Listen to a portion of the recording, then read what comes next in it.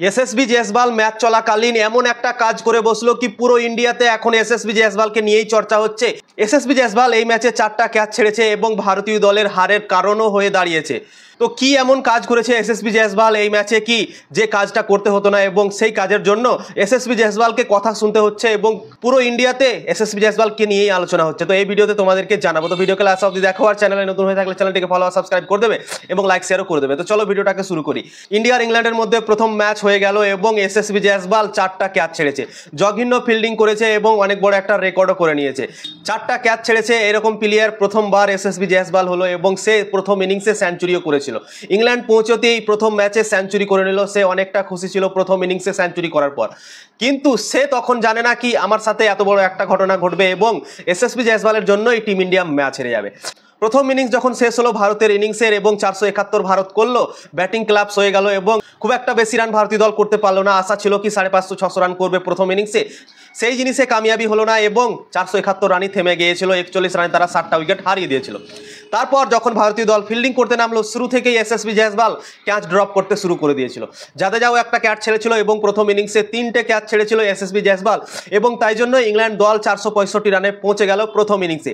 যদি সেই ক্যাচগুলো এসএসবি জয়সওয়াল না ছাড়তো তাহলে 300-র কাছাকাছি ইংল্যান্ড অল আউট হয়ে যেত এবং ভারতীয় দল অনেক বড় একটা লিড পেয়ে যেত এবং এই ম্যাচটা ডমিনেট করত এবং ম্যাচ জিতত।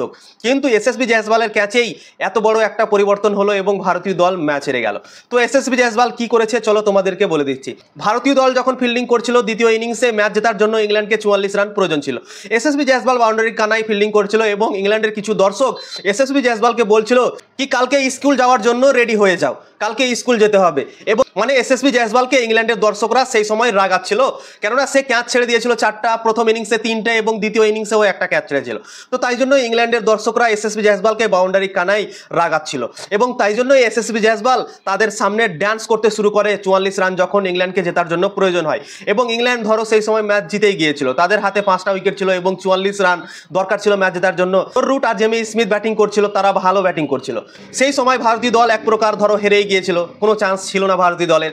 এবং সেই সময় এসএসবি জয়সওয়াল দর্শকদের সামনে ড্যান্স করছে এবং এটাই ভারতীয় ফ্যানদের জন্য ভালো লাগেনি কি তুমি একটা ম্যাচে 4টা ক্যাচ ছেড়েছো, জঘন্য ফিল্ডিং করেছো এবং তারপর তুমি যে সময় ম্যাচ হেরে গিয়েছে ভারতের দল সেই সময় তুমি বাউন্ডারি কানায় দাঁড়িয়ে তুমি ড্যান্স করছো। তো এই জিনিসটাই ভালো লাগেনি ভারতীয় ফ্যানদের এবং তাই জন্যই ভারতের ফ্যানরা প্রচণ্ড নিরাশ আছে এসএসবি জয়সওয়ালের পারফরমেন্সে, ফিল্ডিং পারফরমেন্সে। এবং যে কাজটা এসএসবি জয়সওয়াল করলো, ড্যান্স করলো বাউন্ডারি কানাতে, ম্যাচ হেরে যাওয়ার পরেও দাঁত মেললো, সেই জিনিসটার জন্যই ভারতীয় ফ্যানরা অনেক আলোচনা করছে এসএসবি জয়সওয়ালের এবং অনেক নিরাশ আছে এসএসবি জয়সওয়ালের এই ঘটনাতে।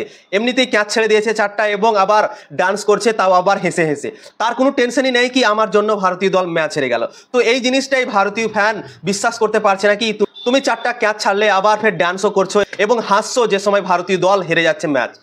তো এই জিনিসগুলোই ভালো লাগেনি ভারতীয় ফ্যানদের এবং তাই জন্যই এসএসবি জয়সওয়ালকে অনেকগুলো কথা শুনতে হচ্ছে এবং ভারতীয় ফ্যান এসএসবি জয়সওয়ালকে নিয়ে খুশি নন তার এই ঘটনার জন্য। তোমরা কি মনে করো অবশ্যই কমেন্ট করে জানাও।